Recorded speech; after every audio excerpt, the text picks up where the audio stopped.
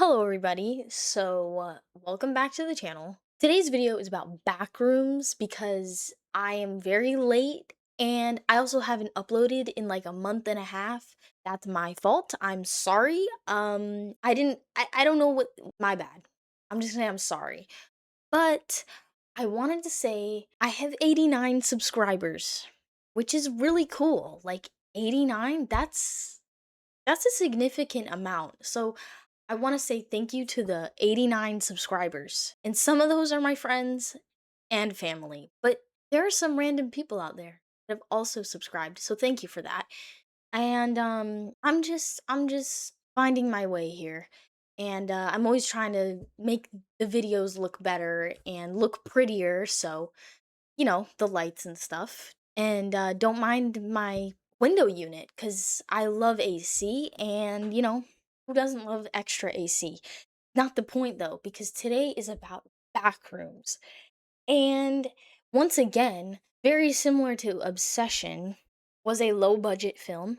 In this case, Backrooms was made on a $10 million budget, but it was made with a director, a YouTuber who was only 20 years old. So talk about amazing. Just like defying all like Hollywood expectations, or how do I put it? Like, how amazing is it that like a 20-year-old guy on the internet directed a movie that's made.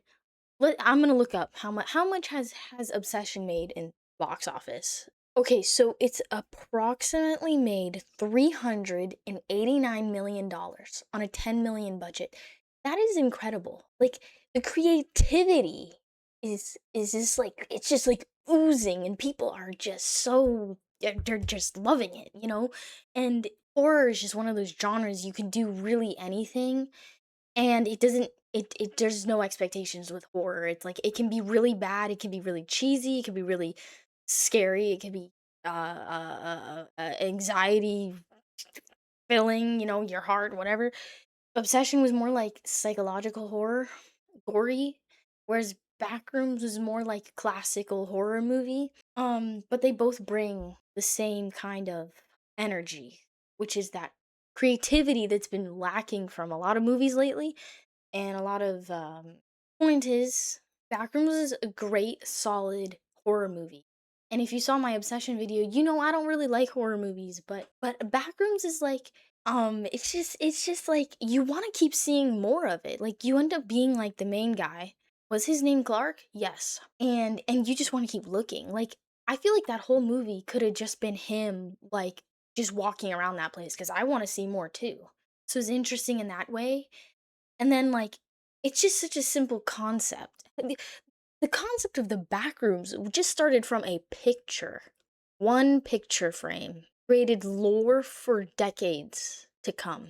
So I don't even know that much lore. But I feel like in watching the movie, it was like, you don't really need to know. You don't really need to know. It's like the Five Nights at Freddy's movies. Like, you don't really need to know that much lore, but, for Five Nights at Freddy's, you should definitely know at least a little bit. But point is, you don't really need to know the lore for the Backrooms. So the movie starts out with, you know, this guy named Clark. He works at a furniture store. He's separated from his wife or girlfriend, and he's actively trying to make his life better, right? So he's talking to a therapist, and just like trying to work through his issues. And right, he works in this furniture store, and he notices something wrong with the lights, electricity, and he looks closer at, his furniture store in the basement, and there's like a weird crack of light in the wall. He looks at it closer, and then his hand just kind of goes through the wall. He finds the back rooms, and he tells his therapist about it. He's like, there's this place, like, just rooms that keep going on, and new rooms and doors and spaces. And his therapist is like, what? Like, what are you even talking about? And she doesn't believe him. Basically, Backrooms is like memories being repeated over time, but every time time goes by, the memory is more forgotten. So, like, you'll see Clark, the manifestation of his memory of himself is him as Pirate Clark, if I'm getting that right. Which, he should have been in the movie more. Like, could we see more Pirate Clark? I would've like, "Hey, like, I wanted you more in the movie." Like, "Hey." I don't know why, I have this sometimes you just see something so different and you're like, "I wanna keep looking at it." Like a statue that's interesting. Like, he wasn't that scary, he was almost like a bear, like a big bear, and you're like, "He's scary, but, like, oh, is he that scary?" Anyway, basically, Clark becomes fascinated by the backrooms, and his therapist is worried about him, so she goes to, like, see what is he up to, like, is this real? Like, is this backroom stuff real? And she finds herself in the backrooms, and she's looking for him. Like, "Clark, hello, like, I'm worried about my patient." I don't know what therapist would go out of their way to do this, kinda crazy. Very good therapist of her, I suppose. But anyway, Clark is down there, and he's whoa, sorry, I heard some thunder. Anyway, Clark is down there, and I wanna say okay, Clark has never been, like, a bad guy. He's kinda lost, he's trying to find his way.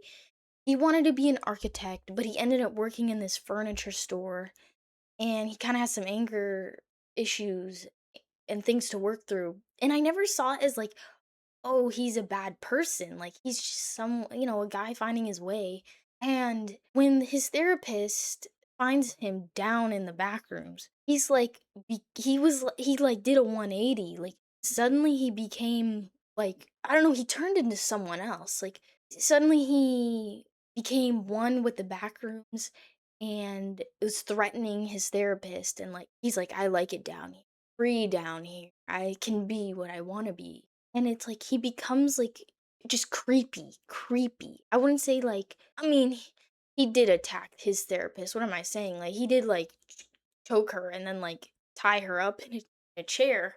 But, like, I think it's kinda weird how his character switches up like that. Anyway, spoilers, if you haven't seen the movie, like, his own so his version of himself as Pirate Clark kills him, and then Mary is in there to fend for herself, and she's running around, and the rooms go on and on and on, and ultimately, Pirate Clark doesn't get to her, but these other people find her, and there's this whole operation going on in the back rooms, like, there are other people down there, but it's like they're stuck forever and ever, and that's basically how the movie ends, like, she's stuck in there, and that's it, and there's this whole lab, like, operation going on. Now, apparently this is gonna be a 3-movie series, so I'm curious to see where they go with all this, like, I truly don't know where they could go with concept of the backrooms, like, it's faded memories over time. Memories remembering memories? I don't know.